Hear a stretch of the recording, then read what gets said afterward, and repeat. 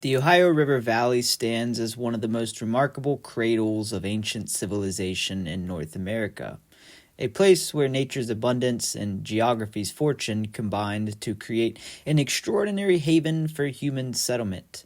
So let us embark on a journey to understand why, thousands of years ago, diverse groups of people chose to make this verdant valley their home.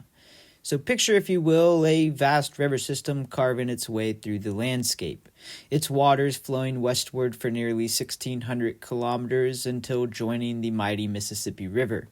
This is the Ohio River, whose very name comes from the Iroquois word Oyo, meaning the Great River. But to truly understand its allure to ancient peoples, we must look beyond the river itself to the remarkable valley that it created. The story begins with the geology, as all great tales of human settlement often do. During the last ice age, massive glaciers crept southward, grinding and sculpting the landscape as we know it today. As they retreated, they left behind something extraordinary: rich deposits of minerals and organic matter that would create some of the most fertile soil on the continent and really in the world. This glacial gift would prove instrumental in supporting the diverse civilizations that would later flourish here. Now, the valley's unique topography created what we would call a prehistoric superhighway. The river and its tributaries formed natural corridors for travel and, very importantly, trade, connecting different regions and peoples across vast distances. But more than that, the valley offered something truly special: a remarkable diversity of different ecosystems within a relatively compact area. Consider, if you will, the extraordinary range of resources available to the ancient inhabitants. The floodplains along the river provided rich, easily tilled soil for agriculture, repeatedly renewed by seasonal flooding. The surrounding forests would have been teemed with game animals like deer, elk, and wild turkey that moved through the woodlands in a very vast abundance. And the river itself also offered a seemingly endless supply of fish and different shells, and of course other aquatic life that they would have hunted for food. But perhaps most crucially, the valley existed at a remarkable ecological crossroads. Here, the northern hardwood forests met the southern pine forests, and while eastern woodland species mingled with prairie vegetation from the west, this intersection of ecosystems would have created an extraordinary biodiversity that ancient peoples would have exploited for food, medicine, and other materials. The climate as well played a crucial role in drawing ancient civilizations to this region.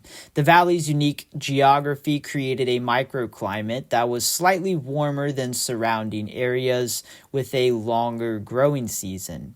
This climatic advantage would have been particularly important for early agricultural societies, allowing them to grow crops that might have failed in nearby regions. Archaeological evidence reveals that the first human settlements in the valley began around 13,000 years ago. These early inhabitants were, of course, hunter-gatherers who were recognized in the valley, or they recognized the valley, rather, for its abundant resources. And during the early Archaic period, roughly 8,000 to 1,000 BC, we began to see the beginning of more permanent settlements. The emergence of agriculture in the Ohio River Valley would have marked a fascinating transition. The ancient inhabitants began cultivating indigenous plants like sunflowers, marsh elder, and goosefoot, and they gradually developed them into more productive crops. By around 1000 BC, they had begun growing maize, which had made its way north from Mexico, transforming it through careful selection into varieties that could thrive in the northern climate. The valley's geological gifts extended beyond the fertile soil as well. Outcrops of high-quality flint and other tool-making stones attracted people from considerable distances. The famous Flint Ridge in modern-day Ohio, for example, provided material that we find in artifacts hundreds of kilometers from its very source in Ohio. Evidence of course, the extensive trade networks centered on the Ohio River Valley.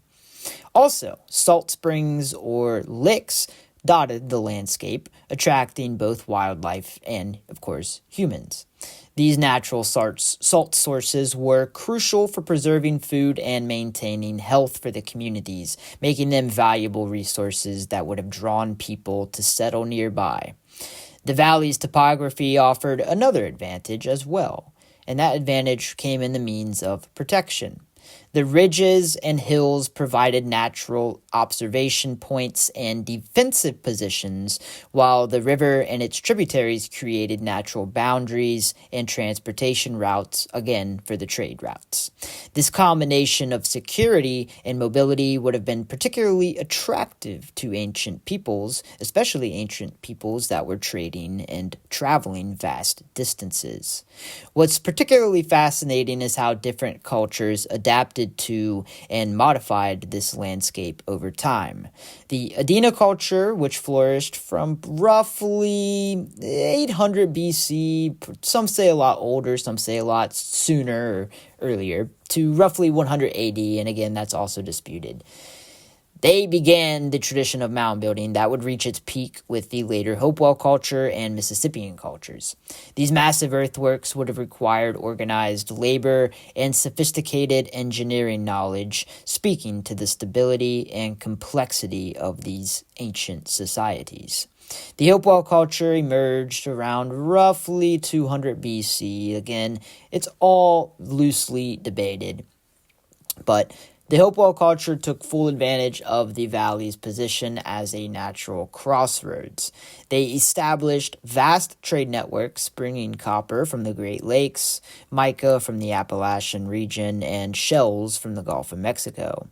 The valley's central location and easy transport through the rivers made it extensive for the trade networks. Again, by the time of the Fort Ancient culture, the more infamous Fort Ancient culture, around 1000 AD, we begin to see the development of larger, more permanent settlements supported by intensive agriculture. These communities were strategically positioned to take advantage of multiple resources: agricultural land, hunting territories, fishing grounds, and different quarries for different stones, all while maintaining access to the ancient trade routes of their predecessors. This evidence suggests that these ancient peoples understood something profound about the landscape: its capacity to support larger, more complex societies through both abundance and diversity of resources. They recognized that the valley offered not just sustenance, but also opportunity. The opportunity to build, to trade, to create, and to thrive. And as we conclude this exploration of why ancient civilizations chose the Ohio River Valley long ago, we must appreciate the remarkable convergence of factors that made this region so attractive in the first place. The fertile soils, the abundant water, the diverse ecosystems, the natural resources, and the strategic geographical location combined to create an environment uniquely suited for ancient human settlement and cultural development.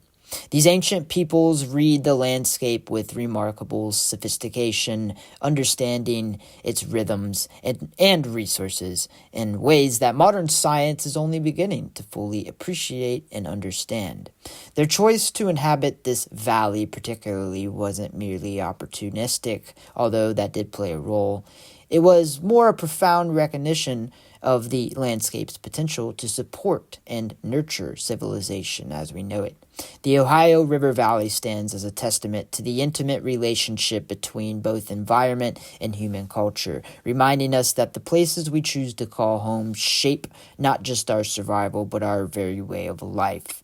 In studying why ancient peoples chose this valley, hopefully we can gain some insight not only into their wisdom and understanding, but into the very foundations of humanity and human civilization itself. If you enjoyed this video, make sure to check out my other videos. Make sure to comment below on any video ideas that you would potentially like to hear. And make sure to hit that subscribe button because it is for free. You can do it completely free and it helps support the channel in many ways. And also don't forget to check out my other social media on X, Facebook, Rumble, and pretty much the whole 9 yards. Patreon, They're all listed down in the description. But until next time, it's been Doogie from Doogie's Earthworks. I love you.